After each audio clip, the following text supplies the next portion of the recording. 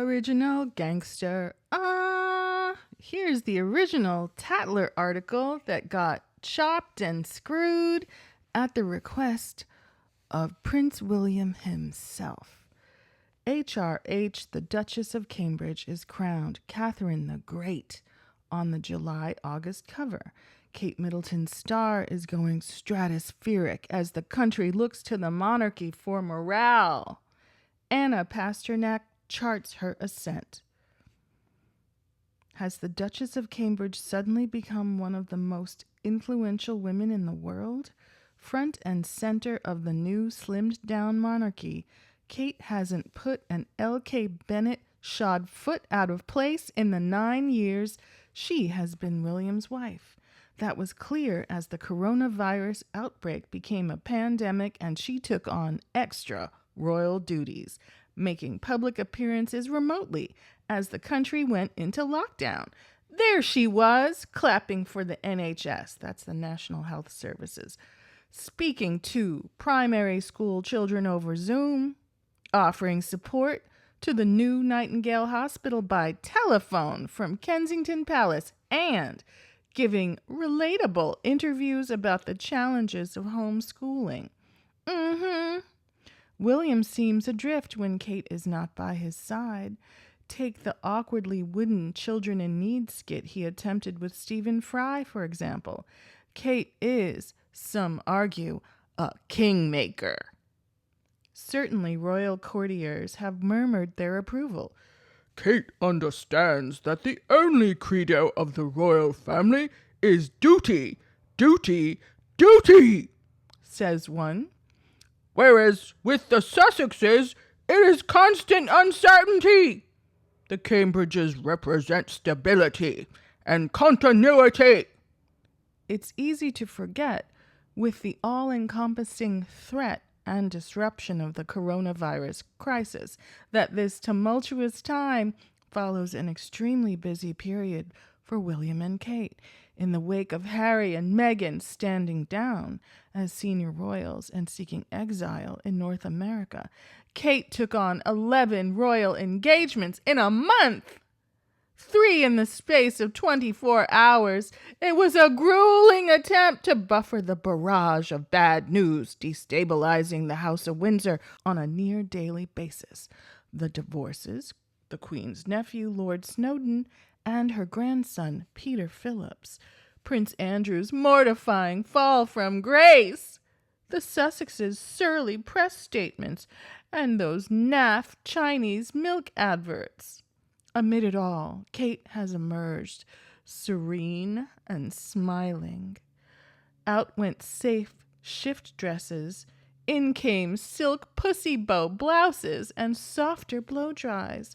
Everywhere there was talk of Kate, opening up on podcasts about mum guilt. As a good friend of hers points out, Kate knows what the country needs and wants. Championing how to raise your children is perfect. Yet privately, said another friend, Kate is furious about the larger workload. Of course she's smiling and dressing appropriately, but she doesn't want this. She feels exhausted and trapped.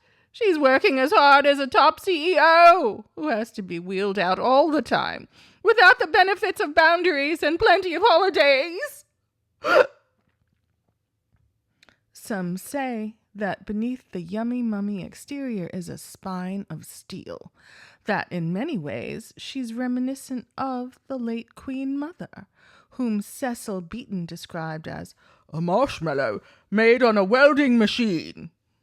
Because surviving, let alone thriving in the House of Windsor is no mean feat. Was it Kate who advised William on his recent modernizing speeches and causes while toning down her own rigid body language? Was she instrumental in William's jarringly woke inclusivity BAFTA speech? Has seeing Meghan exit stage left from royal life played to Kate's advantage? is the royal once dubbed the Duchess of Doolittle because she had so few public engagements, stealthily establishing herself as a kingmaker, the person to save and salve the monarchy? In many ways, it's difficult to get a true sense of the real Duchess of Cambridge, so determined does she seem to project an aura of blandness as part of her regal persona. When I broach the subject, I hear the same sentiments from others, from royal insiders to society figures. I just don't know who she is. One member of the young royal set says, I've spent quite a lot of time around Kate, and she is impenetrable. There is nothing to like or dislike. Yet, the source continues, she has a ruthless survival streak, just like the House of Windsor. It's why she is so well suited. She keeps her head down because the prize of being queen is so great. She models herself on the queen and now speaks like the queen. It's been a rapid ascent for a girl born into an upper middle class family in Reading. She and her siblings attended Marlborough, thanks to her parents' thriving mail order business, and while there, she had a poster of Prince William on her wall. Then in 2001, at university, Sloane Central St. Andrews, where she read History of Art, she met William. She reputedly mixed with an almost exclusively grand set and famously appeared in a sheer dress on the student catwalk. Dating William for several years earned her the cruel nickname, Waity Katie, from the press. The waiting paid off. They married in fairy tale splendor in 2011, but the sniping persisted. In the beginning, it was quite difficult for Kate, as she wasn't born into those circles, says a royal insider. She suffered the indignity of the doors to manual jibe, a reference to her mother Carol's former role as an air hostess, that means stewardess, and needles about her common family background, Carol being NQOCD. Not quite our class, darling. For having been born in a council flat, that means a housing project, in Southall, and descended from Durham coal mining stock, like someone from West Virginia. Plus, horror of horrors, Carol allegedly chewed gum during William's passing out ceremony at the Sandhurst Military Academy.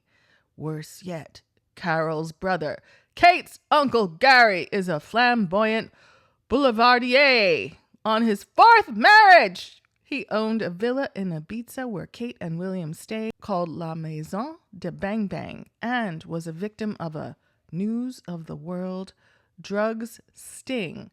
He said he was manipulated and set up. Yet Kate has never complained about her press drubbing nor disinvited dodgy relatives from her wedding. There seems to exist within her a genuine stoicism. But one wonders if the criticism gets her down.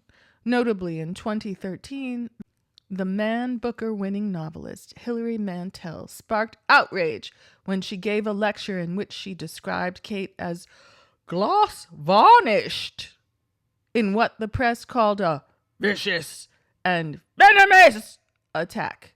Mantel said, Kate seems to have been selected for her role of princess because she was irreproachable, as painfully fit as anyone could wish, without quirks, oddities, without the risk of emergence of character.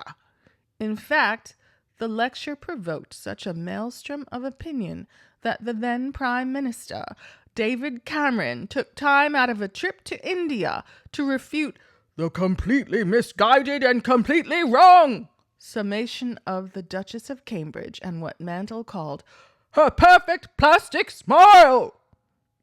No doubt it stung, but Kate bore it silently. In crisis, friends say, Kate retreats to the protective embrace of her family. Her commendable backbone comes from her mother.